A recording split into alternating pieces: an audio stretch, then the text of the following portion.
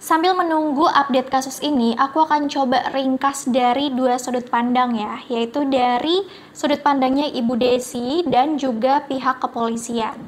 Dia memberikan keterangan kalau dia, anaknya, dan ibunya itu mendapatkan tindak kekerasan dari suami dan mertuanya. Jadi salah satu video yang diupload sama akun tadi itu menunjukkan rekaman CCTV gitu, dimana ibu-ibu tadi tuh yang bawa gayung nyiram air, sebenarnya sebelumnya itu udah dilemparin popok duluan. Popok yang isinya pup bayi. Nah, semua postingan itu bertujuan untuk memberikan bukti kalau memang mereka ini mendapatkan perilaku atau tindak kekerasan di polsek itu. Mereka juga selalu bilang di videonya kalau kasus mereka ini bisa dibilang kayak didiamkan, disembunyikan, gak diurus, dan istilahnya kayak dibuang gitu deh. Nah, di sini kejanggalannya.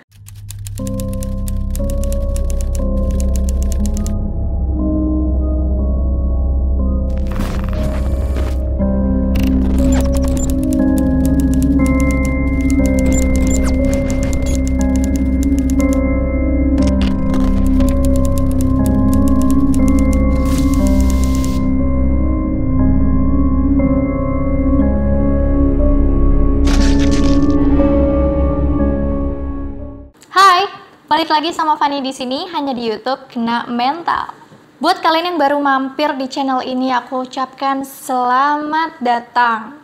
Di channel ini, aku akan membahas tentang kasus-kasus kriminalitas, kejahatan seksual, psikologi manusia, dan beragam kasus unik lainnya. Udah lihat judul video ini kan? Siapa yang masih bingung sama kasus ini, angkat tangan. Sambil menunggu update kasus ini, aku akan coba ringkas dari dua sudut pandang ya, yaitu dari sudut pandangnya Ibu Desi dan juga pihak kepolisian. Karena Om Hotman Paris aja tuh masih berusaha untuk cari data-data dan informasi lengkapnya.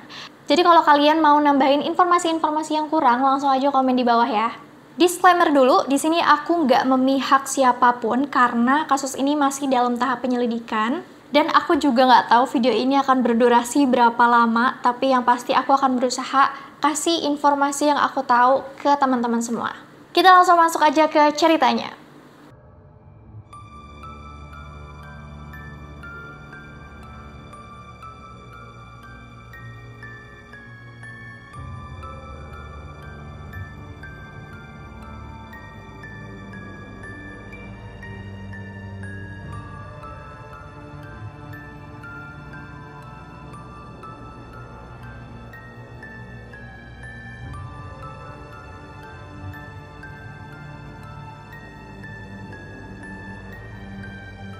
So guys, kasus ini tuh sebenarnya udah lama, tapi baru viral sekarang berkat netizen-netizen yang budiman. Bareng-bareng warga Indonesia tuh berusaha untuk naikin kasus ini karena kabarnya kasus ini tuh kurang dapat perhatian dan bisa dibilang kayak di ghosting sama pihak berwajib. Awalnya ini semua bermula dari postingan Instagramnya Ibu Desi Natalia Borusinulinga dengan username @naya_anesa yang saat ini berdomisili di Medan, Sumatera Utara. Ibu Desi ini punya 3 anak balita dan dia tinggal di kayak kos-kosan gitu di Jalan Karya Wisata Kecamatan Medan Johor. Ibu Desi ini mengupload foto, video, dan keterangan-keterangan kayak caption gitu mulai dari awal tahun 2023. Dia memberikan keterangan kalau dia, anaknya, dan ibunya itu mendapatkan tindak kekerasan dari suami dan mertuanya. Nah, kita akan coba urutin dari awal ya. Di tahun 2020, tanggal 20 Oktober, Ibu Desi ini mengatakan kalau dia mendapatkan tindak kekerasan dalam rumah tangga atau KDRT dari 3 orang terduga pelaku, yaitu suaminya, iparnya, dan ayah mertuanya. Dalam keadaannya yang lagi hamil, katanya kepalanya ini tuh dipukul pakai tangan kosong gitu sampai memar. Terus kepalanya juga kayak dipelintir gitu sampai si lehernya ini jadi mengalami cedera. Terus di hari itu juga dia lapor ke Polsek Percutsei Tuan Medan. Di tanggal 26 Novembernya, terduga pelaku ini nyeret Bu Desi ke aspal sampai dia mengalami kayak luka-luka gitu. Dan kakinya juga sempat dijegal atau diselengkat lah ya, sampai akhirnya si Bu Desi ini jatuh dengan kondisi duduk guys. Nah, ketika dia cek ke dokter, kata Ibu Desi dia mengalami patah tulang ekor belakang. Nah, kebesokannya nih di tanggal 27 November, dia laporlah ke Polrestabes Medan terkait tindak penganiayaan. Nah, di situ kabarnya terduga pelaku ini sudah ditetapkan jadi tersangka, tapi kasusnya ini nggak dinaikkan ke kejaksaan. Dalam arti kayak ya udah stuck aja gitu di situ. Setelah itu, di bulan Desember, masih di tahun 2020, Ibu Desi dan suaminya pun bercerai. Nah, di tahun 2021, Bu Desi ini bilang dia sempat dijemput paksa gitu, tanpa surat perintah yang jelas. Dia dibawa ke Polsek Percutsei Tuan Medan pada tanggal 10 sampai 13 September. Dia sempat dipenjara paksa dan mendapatkan tindakan tidak menyenangkan dari kepolisian. Jadi selama tanggal 10 sampai 13 September itu dia ditahan tanpa status tahanan. Dia juga bilang dia tuh sempat disuruh sama penyidik buat damai aja sama pelaku dengan uang kayak ganti rugi gitu sebesar 20 juta rupiah. Tapi dia menolak. Nah, di akhir November tahun 2021, anaknya yang bernama Kayla Arshila Zafira yang usianya masih 3 tahun 6 bulan diduga di kamar kos kosong oleh bapak pemilik kos-kosan itu dan teman-teman bapak kosan itu. Terus dia lapor lagi lah ke Polsek. Polsek bilang bukan kapasitas mereka untuk menangani kasus seperti itu. Nah, dilanjutin lagi tuh laporannya ke unit PPA yang ada di Polrestabes Medan. Tapi kata Bu Desi ditolak lagi guys, dengan alasan anaknya ini harus menceritakan kronologinya dan ngasih tahu pelakunya ini siapa gitu.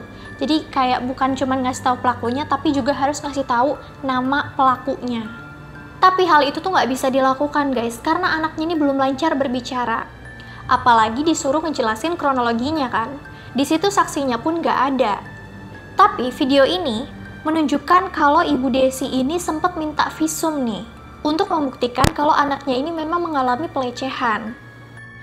Bu, kayak mana nih anak saya, Bu? Umur 4 tahun, Bu. Dilecehkan, Bu. Tolonglah kelaminnya, Bu. Saya minta visum, Bu.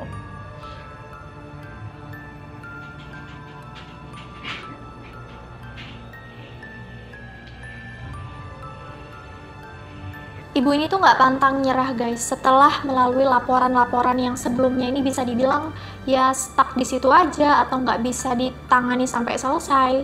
Di tahun 2023 tanggal 17 Juli, dia bawa tuh anaknya yang laki-laki yang paling kecil datang nih ke Jakarta. Tepatnya ke Barreskrim Polri untuk buat pengaduan ke Propam. Terus dia juga sempat ketemu sama tim Hotman Paris 911. Karena posisinya dia udah sesetres itu dan bingung mau minta tolong sama siapa lagi. Nah, informasi tadi itu aku kumpulin berdasarkan data-data yang dikasih sama Ibu Desi yang diupload ke sosial medianya. Sekarang kita akan bahas kejanggalan-kejanggalan yang ada di kasus ini. Ini aku berusaha banget untuk ngurutin timeline dari kedua belah pihak ya, karena bisa dibilang postingan yang ada di Instagram Bu Desi itu campur-campur banget. Yang pertama, postingan di tanggal 31 Januari, dia upload video tentang tindak kekerasan yang dia dapatkan di Polsek Percutsei Tuan Medan. Dia bilang tangannya itu dipelintir, terus kayak ada bekas luka cakaran gitu di lengannya, sama dia bilang ibunya itu dipukul di bagian kepala. Di postingan lain juga ngasih lihat kalau banyak orang yang berkerumun sambil kayak teriak-teriakin ke arah si Ibu Desi, pokoknya terlihat kayak nggak suka gitu deh. Nah, terus ada momen dimana ada satu ibu-ibu di videonya Bu Desi nih, tiba-tiba nyiram air ke arah ibunya Bu Desi sama ke arah Bu Desi. Dan di video itu Bu Desi tuh langsung kayak teriak minta tolong gitu. Selain itu, dia juga ngupload video dimana ada satu ibu-ibu yang kayak kelihatan dilemparin barang sama nggak tahu orangnya nggak kelihatan yang lempar. Dimana sebenarnya si ibu-ibu yang ada di video itu bukan ibunya Bu Desi. Tapi beberapa netizen menganggap kalau si ibu-ibu yang dilemparin barang itu adalah ibunya Bu Desi. Padahal itu ibu-ibu yang tadi megang gayung nih buat nyiram ibunya Bu Desi sama Bu Desi. Pusing kan? Sama. Tapi aku berusaha buat nyocokin timeline di video-video yang random tuh diupload sama Bu Desi. Nah, semua postingan itu bertujuan untuk memberikan bukti kalau memang mereka ini mendapatkan perilaku atau tindak kekerasan di polsek itu. Mereka juga selalu bilang di videonya kalau kasus mereka ini bisa dibilang kayak didiamkan, disembunyikan, gak diurus, dan istilahnya kayak dibuang gitu deh. Nah, di sini kejanggalannya. Nah, ada satu postingan nih yang namanya @risdianti17. Kenapa nih dia bisa dibawa-bawa? Karena akunnya ini sempat masuk ke feeds-nya Bu Desi juga. Karena Bu Desi ini merasa akun ini mendukung pihak keluarga dari mantan suaminya. Nah, sebelum video ini dibuat, aku udah baca dan nonton video-video yang diupload sama akun tadi. Jadi aku akan berusaha merangkum secara ringkasnya aja. Mbak Risdianti ini bisa dibilang salah satu staf yang kerja di polsek itu. Jadi salah satu video yang diupload sama akun tadi itu menunjukkan rekaman CCTV gitu, dimana ibu-ibu tadi tuh yang bawa gayung nyiram air, sebenarnya sebelumnya itu udah dilemparin popok duluan. Popok yang isinya pup bayi. Terus kenapa kondisinya di situ orang-orang kelihatan kayak nggak suka, terus berkerumun gitu sambil teriak-teriak ke arah Bu Desi juga? Itu karena setiap Bu Desi datang ke polsek, pasti dia membuat keributan di sana. Berkali-kali dia datang ke polsek, berkali-kali juga dia kebawa emosi, dia marah-marah, dia ngoceh-ngoceh terus di sana.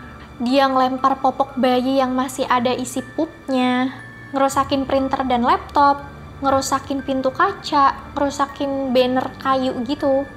Intinya kayak properti-properti di sana tuh semuanya sama dia tuh dirusak-rusakin gitu guys. Dan dia juga sempat mencelakakan salah satu polisi yang kabarnya sampai kepalanya itu berdarah. Dan Bu Desi ini juga terlihat ngasih anaknya yang paling kecil tuh susu tanpa air supaya si anaknya tuh mencret-mencret dan popoknya ini bisa dilempar ke arah polisi-polisi di sana. Nah, di tanggal 2 Februari tahun 2023 dia upload video lagi nih dengan kondisi dia duduk di lantai gitu, terus dia ngomong kayak minta tolong ke Pak Bobi. Buat kalian yang nggak tahu, Pak Bobi ini adalah wali kota Medan. Di situ ada suara dengan sopan bilang ke dia, "Ibu, izin ya Bu, tolong duduk di atas." Tapi dia nggak ngerespon kalimat itu, justru dia fokus untuk ngerekam dan bilang kalau bapak-bapak di depannya ini justru matanya tuh kayak membelalak gitu. Padahal kalau kalian lihat video ini nih, sebenarnya ekspresinya ya biasa aja sih. Nah, karena mendapatkan respon yang kurang baik dari si ibu, bapak-bapaknya ini tuh langsung masuk ke dalam gitu sambil geleng-geleng kepala. Terus Bu Desi ini juga sempat datang ke kantor wali kota Medan untuk minta tolong ke Pak Bobi. Cuman memang kalau dari videonya Bu Desi, dia nggak sempat atau nggak bisa ketemu sama Pak Bobi ini. Di tanggal 10 Juli dia upload lagi video kalau dia tuh lagi ada di Polda Sumatera Utara dan dia berhadapan dengan Bapak Polri. Dia bilang kalau kasusnya ini tuh dihentikan guys, dan di situ dia juga mengaku kalau sebenarnya dia tuh buta hukum.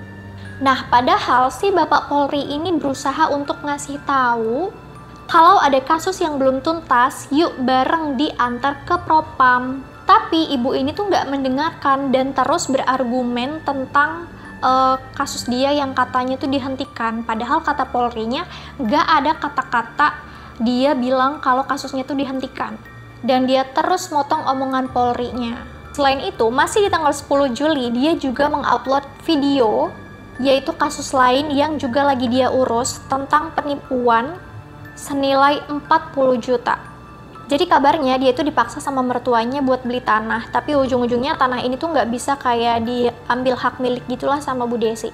Aku agak kurang paham juga sih tentang kasus penipuan ini, tapi intinya dia merasa dirugikan dan juga mengusut kasus penipuan ini. Selain dari kasus yang tanah itu, dia juga bilang kalau mertuanya ini sempat pinjam uang ke dia senilai 30 juta untuk keperluan pesta keluarga gitu. Bisa dibilang kayak emang itu budayanya di suku Batak. Dan masih ada pinjaman lainnya sampai Bu Desi ini mengklaim dia jatuh miskin karena uangnya terus dikuras sama keluarga mantan suaminya. Di tanggal 22 Juli dia upload lagi video yang ada di polsek, dimana dia ini sempat adu mulut sama ibu-ibu yang pakai baju, sebutannya ibu-ibu baju pelangi ya, dan beberapa orang yang ada di sana. Dimana semua orang itu tuh kayak neriakin ke arah Bu Desi sampai terlihat kayak gak ada yang mihak ke Bu Desi saat itu. Bahkan mereka minta Bu Desi untuk pergi dari situ. Di situ Bu Desi juga menjelaskan kalau dia mendapatkan tindak kekerasan lagi kayak dipukul, didorong, dan sebagainya. Sedangkan menurut dokumentasi dari akun Risdianti tadi, sebenarnya orang-orang yang ada di video itu adalah pelapor juga sama kayak Bu Desi. Mereka ini merasa terganggu, soalnya ketika mereka mau buat laporan, itu terhalang alias nggak bisa, karena si Ibu Desi ini terus-terusan matiin sikring lampu. Apa sikring listrik maksudnya? Intinya dia mengganggu kenyamanan orang di sana, sampai ada di satu momen, dia tuh masukin tangan dia tuh kayak entah ke bokong dia atau ke bokong anaknya, terus si tangan ini tuh ditempelin gitu ke arah wajah ibu-ibu yang pakai baju pelangi. Murka lah dia. Keterangan lainnya yaitu sebenarnya hal-hal yang dia bilang dipukul, didorong itu tuh nggak terjadi, karena justru dia yang melakukan hal itu duluan. Misal waktu dia mematiin si kring itu, tempatnya itu kan kayak ditutup gitu ya sama bapak-bapak. Nah dia tuh berusaha buat tetap matiin listriknya, tapi sama bapak-bapak itu kayak ditepis gitulah tangannya. Nah tepisan ini dianggap kayak bisa dibilang pukulan, dorongan sama si Ibu Desi. Jadi intinya terkesan melebih-lebihkan deh. Di tanggal 23 Juli dia upload video tentang dia tuh minta visum di Polres Tabes Medan. Nah biasanya case-nya itu tuh ada dua guys. Ada yang memang kita itu lapor dulu, terus dapat surat pengantar dari kepolisian, baru kita visum. Ada juga case dimana kita harus ke RS dulu untuk visum, baru kita buat laporan nih, sambil bawa bukti visumnya ke kepolisian. Tapi di sini nggak dijelasin kondisinya kayak gimana. Apakah ibu ini berusaha minta visum ke kepolisian yang harusnya visum ini tuh dilakukan di rumah sakit? Atau si ibu ini bermaksud minta surat pengantar nih untuk dilakukan visum ke RS. Tanggal 25 Juli dia upload lagi tentang bukti pemeriksaan tulang ekor belakangnya. Nah di sini perawat dan dokter bahkan komen di postingan dia bahwa hasilnya tuh sebenarnya normal dan gak ada cedera. Justru ada keterangan bahwa ibu ini mengidap skoliosis. Jadi skoliosis ini adalah kondisi tulang belakang yang bengkok gitu dan gak normal, dan itu biasanya bawaan lahir atau kebiasaan cara duduk yang kurang baik. Jadi intinya itu bukan patah tulang ekor, karena kalau memang patah pasti ada keterangan fraktur. Tapi yang aku bingung sebenarnya ini tuh nggak ada keterangan apakah ini hasil pemeriksaan tulang ekornya Ibu Desi atau itu hasil pemeriksaan ibunya Ibu Desi, dimana kan tulang belakangnya juga kan bengkok gitu ya, sampai bentuk huruf C kayak gini nih. Nah, yang terakhir adalah klarifikasi dari Polda Sumatera Utara, di mana menurut mereka Bu Desi ini melaporkan 2 perkara di bulan November tahun 2021, yaitu KDRT dan pemerkosaan anak. Nah, si KDRT ini nggak bisa dilanjutin kasusnya karena dikatakan kurang bukti. Sedangkan yang pemerkosaan anak, tim penyidik ini udah minta ibunya untuk visum, tapi ibunya tuh nggak mau karena katanya anaknya udah dibawa ke bidan. Terus dimintain lah tuh surat keterangannya mana, tapi sama Bu Desi nggak dikasih, alias dia nggak bisa menunjukkan kalau emang anaknya tuh bener udah divisum gitu. Ujung-ujungnya di situ Bu Desi pergi dan nggak jadi buat laporan. Gimana? Udah terbayang alurnya? Sekali lagi di sini aku nggak memihak siapapun, tapi rasa simpatik itu pun pasti ada. Karena bisa kita lihat di sini gimana stresnya dan depresinya Ibu Desi sampai bisa melakukan hal-hal kayak gitu. Kita akan tunggu kabar selanjutnya dan semoga kasus ini bisa diselesaikan dengan baik. Terlepas dari itu semua, makasih banget buat netizen-netizen yang udah bantu kasus ini sehingga viral dan kasus ini pun ditangani, karena seperti yang kita tahu sekarang, kalau nggak viral kasusnya nggak akan ditangani. Apapun hasilnya, semoga kita bisa bijak menyikapinya nanti, dan jangan telan mentah-mentah informasi dari internet, dari sosial media, dari Instagram, dari TikTok. Coba deh lihat dari kedua sisi ataupun dari berbagai sudut pandang yang berbeda. Yap, itu dia bisa dibilang kronologi ataupun urutan alur buat kalian yang pusing bacanya, karena kita tuh riset sampai ngecekin postingannya satu persatu guys, dan nyocokin kapan video ini diambil. Thank you banget buat kalian yang udah nonton video ini sampai selesai. Yang mungkin ini panjang banget hasilnya, durasinya gue nggak tahu sampai kapan lagi. Pokoknya kalau kalian suka langsung klik like, terus juga share ke teman-teman kalian yang mungkin emang mau ngikutin kasus ini. Juga subscribe dan nyalain lonceng notifikasinya supaya kalian gak ketinggalan video terupdate dari kita. Dan kita tunggu juga update kasus ini. Kalau misalnya kalian masih mau aku bahas kasus ini, langsung komen di bawah. Dan jangan lupa untuk cek video lainnya juga. Gue Fanny pamit undur diri and see you in another video. Bye-bye.